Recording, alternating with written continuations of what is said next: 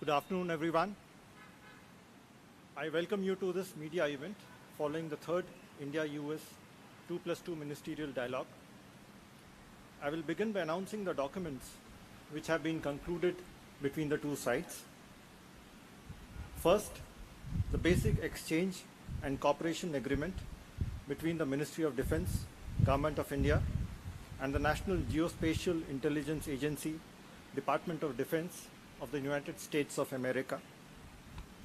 Second, the MOU for technical cooperation in Earth observations and Earth sciences between the Ministry of Earth Sciences, Government of India, and the National Oceanic and Atmospheric Administration of the United States of America. Third, the arrangement extending the duration of the MOU between the Government of India and the Government of the United States of America concerning cooperation with the Global Center for Nuclear Energy Partnership in India. Fourth, the agreement for the electronic exchange of customs data between the postal operators, that is India Post and the United States Postal Services. And fifth, the letter of intent between the Central Council for Research in Ayurvedic Sciences, New Delhi, of the Ministry of Ayush, Government of India, and the Office of Cancer, Complementary and Alternative Medicine, National Cancer Institute, National Institutes of Health, Department of Health and Human Services of the USA for cooperation in the field of Ayurveda and cancer research. Now moving on to the press statements by the distinguished dignitaries, may I now request Honorable Raksha Mantri, Shri Rajnath Singh, to deliver his remarks. Okay.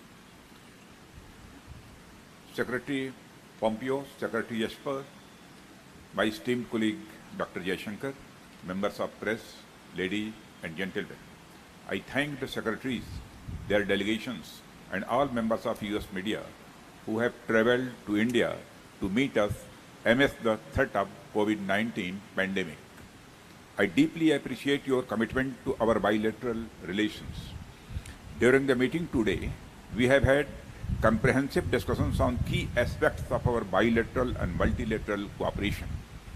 We considered the major challenges we face, the need for quick economic recovery and growth, prevention of the pandemic rebuild, the global supply chains, and the related issues received obvious priority in our discussions.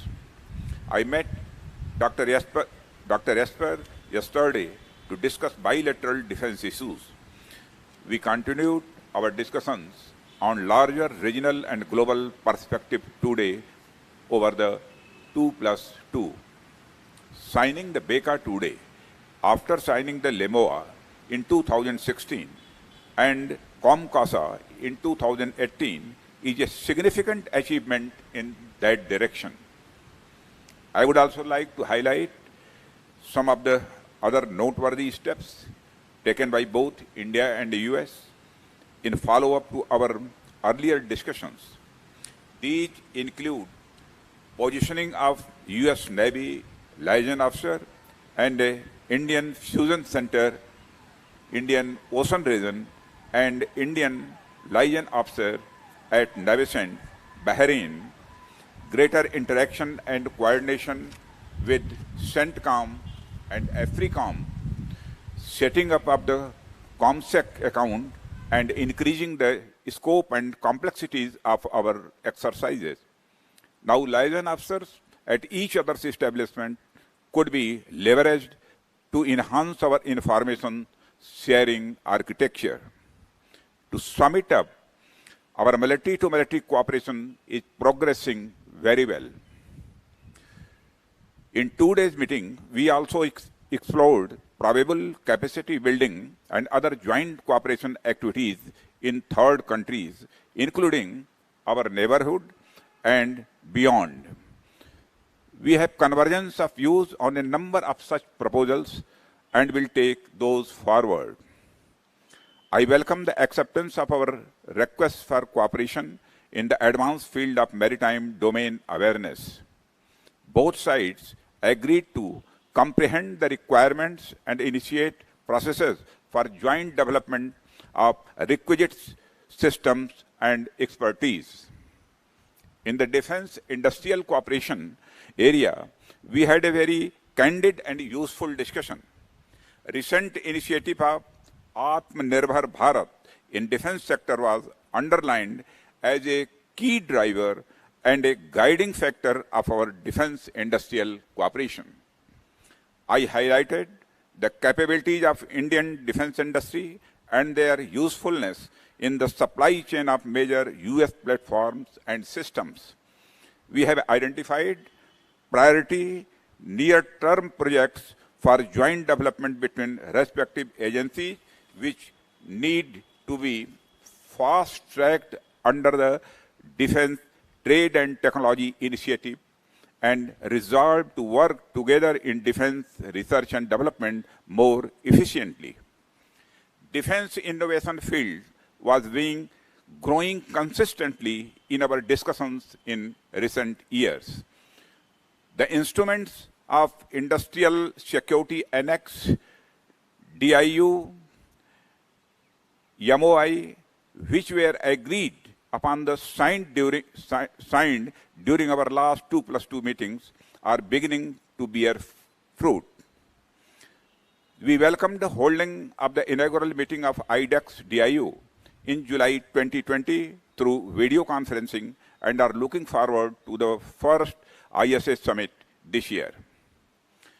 In our meeting, we shared assessment of the security situation across the Indo-Pacific. In that process, we reaffirmed our commitment to peace, stability, and prosperity of all countries in the region. We also agreed that upholding the rules-based international order, respecting the rule of law and freedom of navigation in the international seas, and upholding the territorial integrity and the sovereignty of all states are essential. Our defense cooperation is intended to further these objectives. Both sides welcomed Australia joining the forthcoming Malabar exercise. We appreciate the visit of Secretary Pompeo and Secretary Esper to India. We had a very constructive dialogue and will continue to work together to strengthen our engagement in defense, security, and other areas. Thank you very much. Thank you, sir. May I now call upon the Honorable Mark Esper, Secretary of Defense, for his remarks. Minister Singh, Minister Jaishankar, Secretary Pompeo, it is great to be here in New Delhi and for the four of us to meet and to discuss the important issues of the day and indeed the important issues of the future.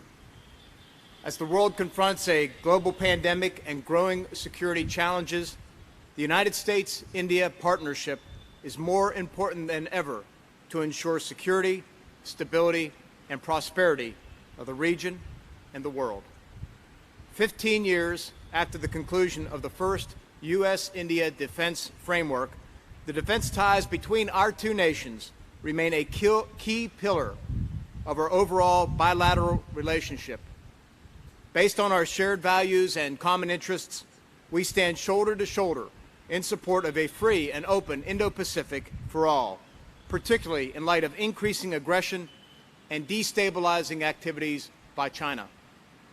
I am pleased to report that today we made substantial progress in further strengthening our relationship, building upon last year's successful 2+2 Ministerial in Washington and the many discussions Defense Minister Singh and I have had these past several months. During our meetings these last 2 days, we reaffirmed the United States' commitment to a comprehensive and forward-looking defense partnership with India and discussed opportunities to expand our regional security cooperation, military-to-military interactions, and defense trade relationship. This includes increasing bilateral defense cooperation in the Indian Ocean region, Southeast Asia, and the broader Indo-Pacific. Recently, this cooperation was demonstrated by the combined exercise between the Indian Navy and the USS Nimitz Carrier Strike Group in July. In addition, we have exchanged military liaisons with India to strengthen coordination between our military staffs. and we are working to establish new cyber and space dialogues to increase cooperation in domains where both our countries face emerging threats. We also discussed engagement with like-minded partners such as Japan and Australia to advance maritime security, humanitarian aid, disaster relief, and other common interests across the region. India's recent decision to include Australia in the upcoming Malabar naval exercise alongside American, Indian, and Japanese forces reflects an acknowledgement of the importance of working multilaterally together to address global challenges. Defense information sharing, both at the service and joint service level, is another area in which we are making significant progress. It is important to note that we achieved a significant milestone today with the signing of the Basic Exchange and Cooperation Agreement, the last of the foundational defense agreements between our countries, which enables greater geospatial information sharing between our armed forces. We also reached agreement to expand secure communications capabilities between our militaries and among defense leadership. Finally, our defense trade and technology cooperation continues to grow, as reflected in India's acquisition of Apache and Seahawk helicopters earlier this year. We look forward to advancing sales for other key defense platforms, including fighter aircraft and unmanned aerial systems.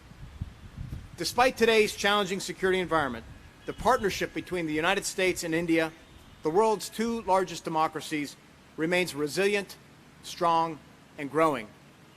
I want to thank my Indian counterparts for their hospitality and leadership as we continue to work to deepen our cooperation, advance our shared interests and values, and defend international rules and norms.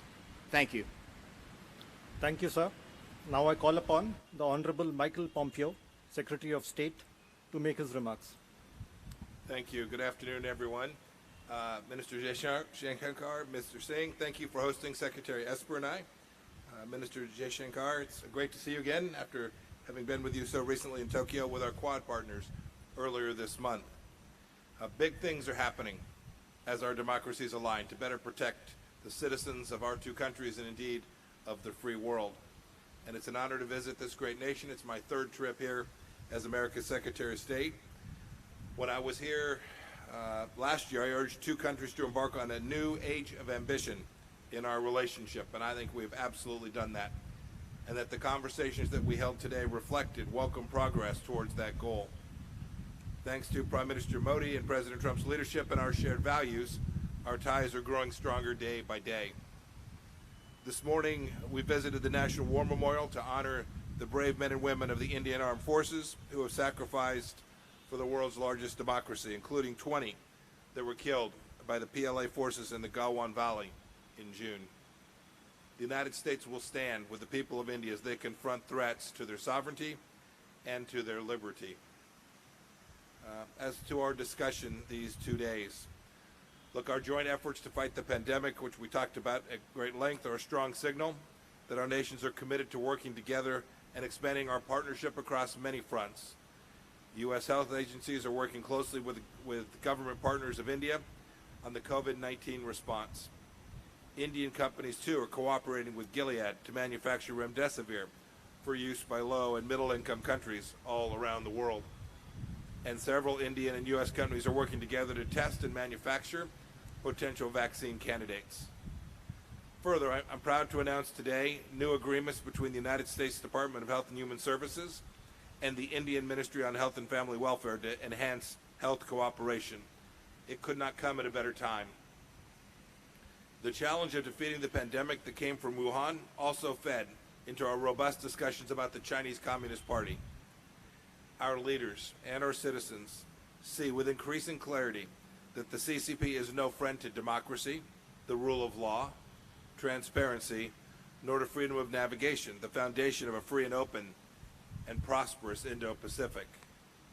I'm glad to say that the United States and India are taking steps to strengthen our cooperation against all manner of threats, and not just those posed by the Chinese Communist Party. In the past year, we've expanded our cooperation on cyber issues. Our navies have held joint exercises in the Indian Ocean. I note, too, happily, that Australia is joining Malabar in 2020 naval exercise. I'm also confident that our two nations will work together in new and better ways to meet the region's infrastructure needs. Already, the United States has joined the Coalition for Disaster Resilient Infrastructure, launched by Prime Minister Modi, and we strongly support the Blue Dot Network. The United States Development Finance Corporation has established a liaison here, posting right in India. It's great progress that will set the stage for more good economic work together. Lastly, the United States, values India as a multilateral partner, whether it's through the Quad, through new cooperation on Mekong regional issues, making Afghan peace negotiations successful, or working together during India's upcoming term on the United Nations Security Council. We continue to support India's permanent membership of that body. May the United States keep leading together along with India on the issues of our time, and may God bless America and India. Thank you. Thank you, sir.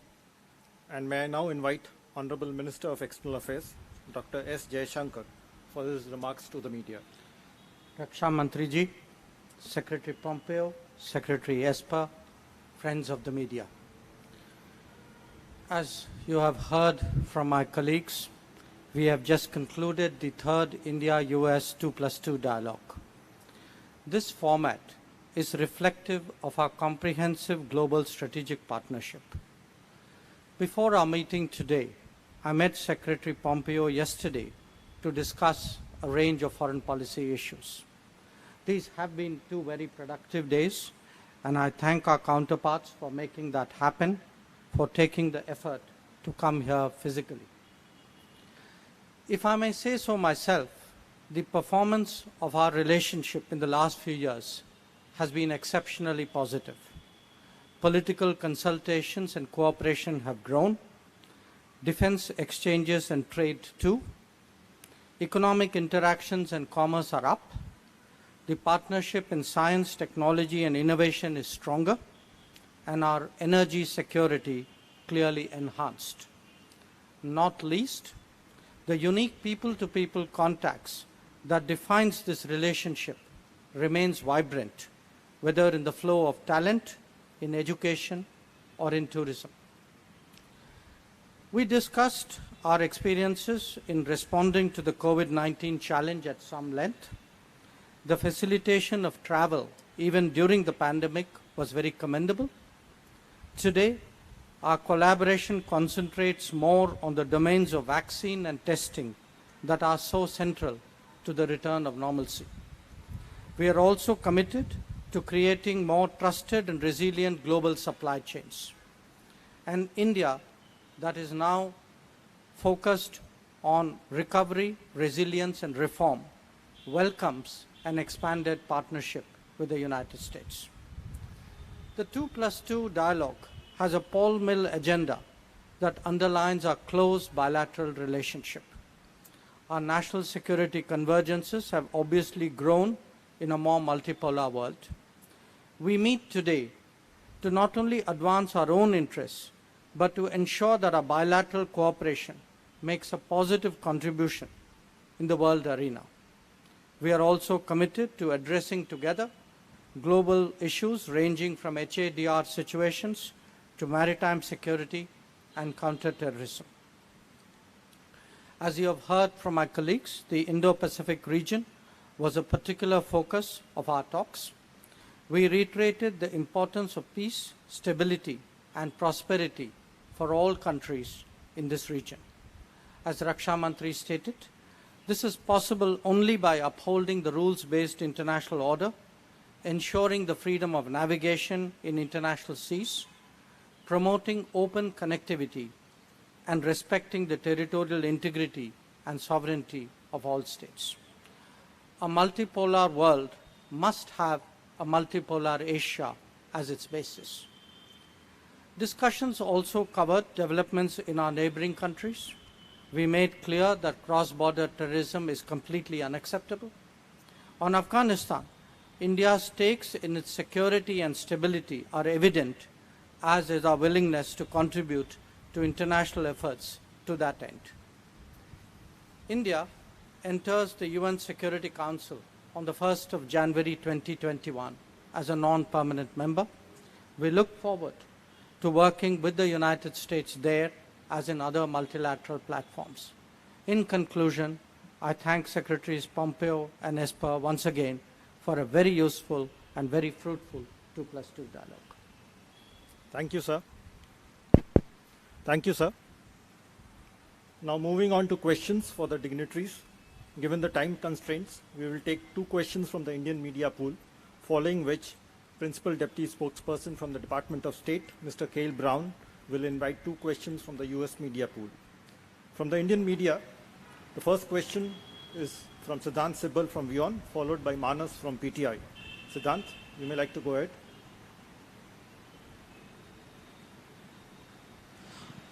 My question is to EM.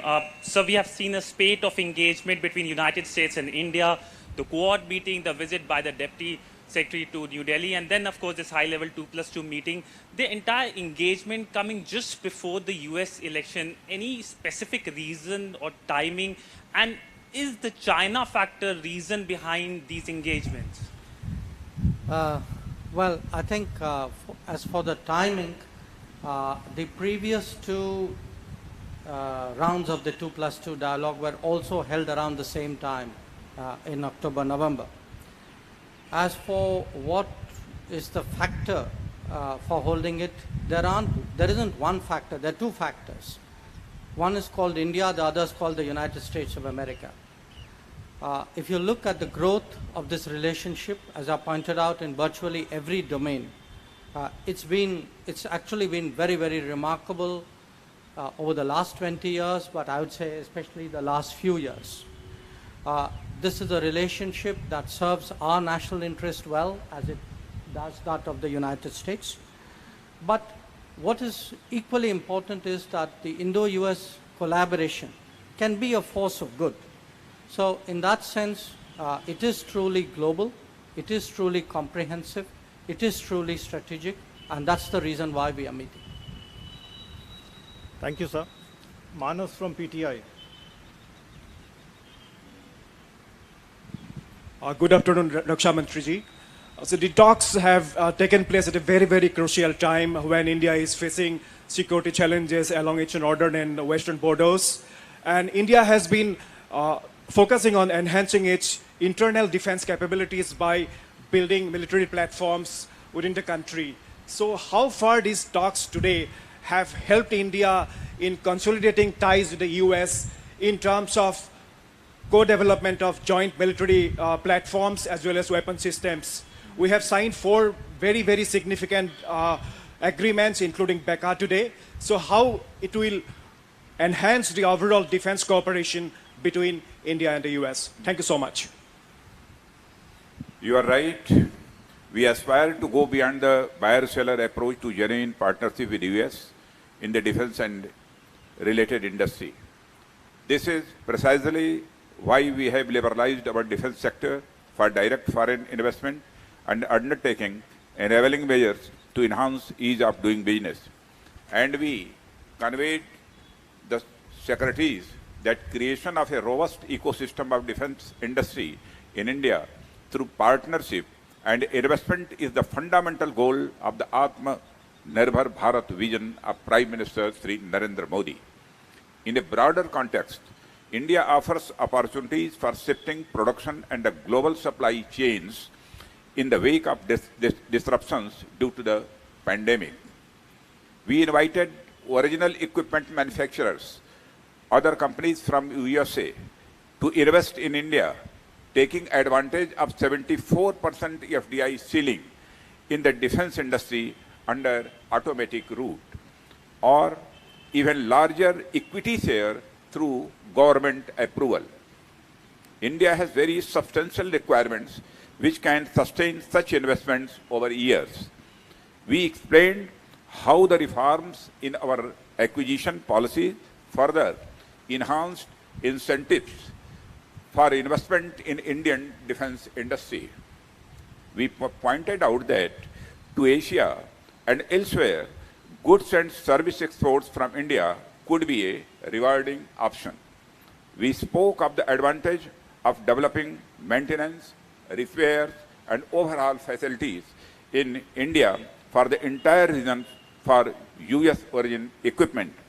The visit of secretaries has been wonderful opportunity to elaborate on the initiatives of self-reliant India.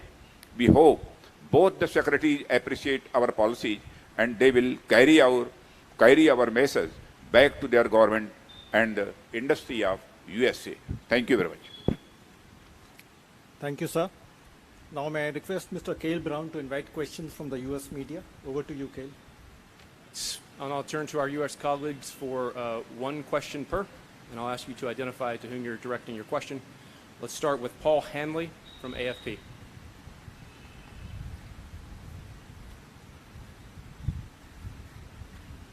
Hi. For Minister Singh, could you tell us where this relationship is going in the defense relationship? Are you planning to buy more weapons from the U.S., like F-18 jets for your Navy? And would you be distancing yourself from Russian suppliers, including for the S-400? And a question for Dr. Esper. Thank you. Can you tell us, are we on a collision course with Sir. China? Are we on a crash course with China, with Taiwan and India building Sir, a relationship? one question, please.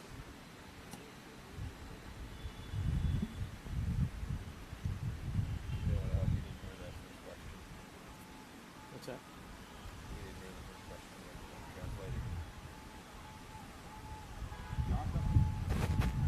जहाँ तक weapon का सवाल है, इस संबंध में कहना चाहता हूँ कि जिसके साथ भी हथियार सेल करने होते हैं तो बाय करने होते हैं, उनके साथ नेगोशिएशंस होते हैं और नेगोशिएशंस के आधार पर ये डिसीजन होते हैं.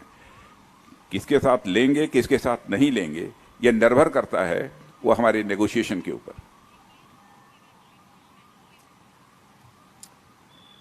Great. For our next question, can we go to Will Malden with the Wall Street Journal?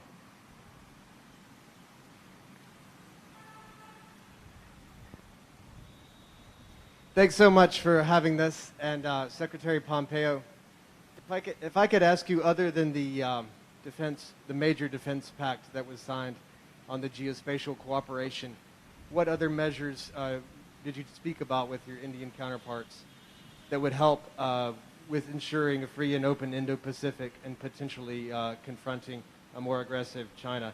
Since it is a pandemic, I also wanted to ask about the coronavirus. Well, one question. Foreign Minister Jaishankar. One question, please. Do you approve of the U.S. Withdrawal from Mr. the Malden, WHO and other one question. Since it's a pandemic emergency and we have two democracies here asking You're given one questions of question, our sir. representatives. Thank you. So, Will, in addition to the number of agreements, I think you suggested there were two. There were a number of agreements that were signed.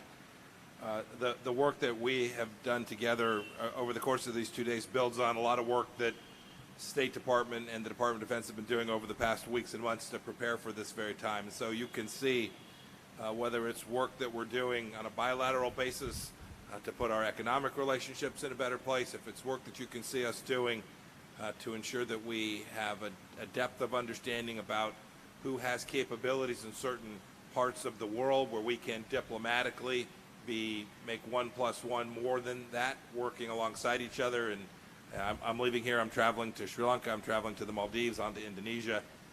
Understanding the interest that India has in those places, I can go and travel and help us collectively build out, based on our partnership and our friendship and the warm commitment between our two leaders, we can do good things for the entire region and do them together and cover down on places each of us could not do individually. So there were many good things that flowed from the course of the conversations over these 2 days, and I'm confident that you'll see in the days ahead many more good things that will occur because of the conversations we've been able to have face-to-face here over these last days. Thank you, sir. This concludes this media event, and I thank you all for joining.